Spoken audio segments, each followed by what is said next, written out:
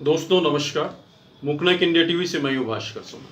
दोस्तों, मराठा आरक्षण के नायक मनोज जरांगे पाटिल फिर से 5वीं बार अनशन पर बैठ गए। अंतरवाली सराठी में उन्होंने अपना अनशन सुबह से शुरू कर दिया है। 20 जुलाई को यह अनशन उनका शुरू हुआ है। अभी तक उनकी मांगे पूरी नहीं हुई है।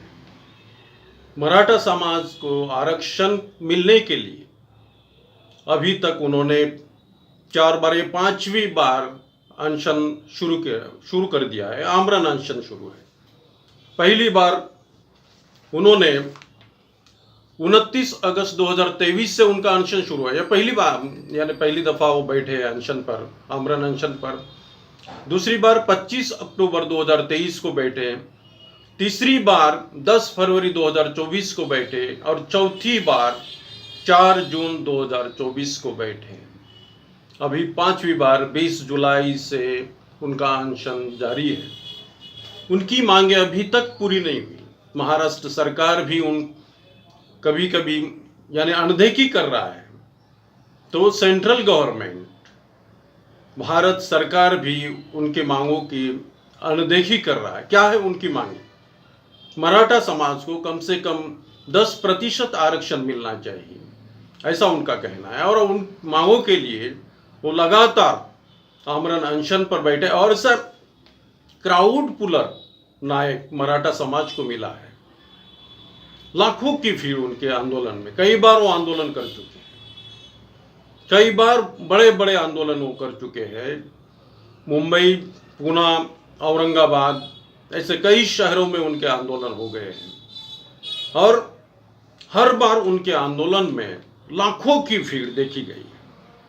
इतनी बड़ी जनसंख्या में लोग आते हैं, लेकिन अभी तक महाराष्ट्र सरकार ने उनकी मांगों का कोई समर्थन नहीं किया है और ना ही उनकी तरफ कोई ध्यान दे रहा है।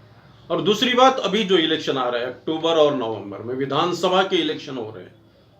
महाराष्ट्र के विधानसभा के इलेक्शन हो रहे हैं और अभी उन्होंने कमर कस ली है कि 288 सीटें जो है महाराष्ट्र में, सभी सीटों पर वो अपने उम्मीदवार लड़ाना चाहते हैं।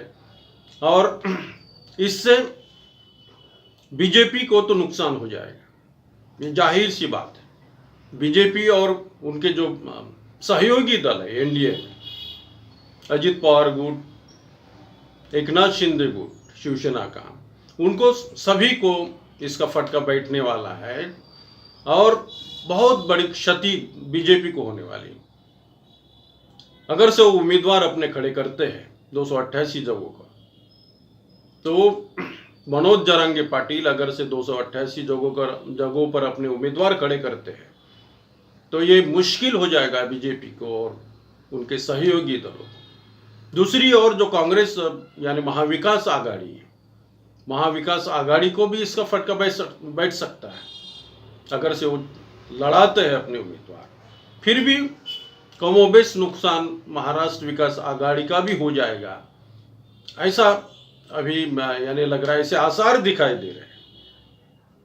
दूसरी ओर देखा जाए तो मनोज जरांगे पाटिल एक बहुत बड़ी इमेज लेकर उभरे हैं।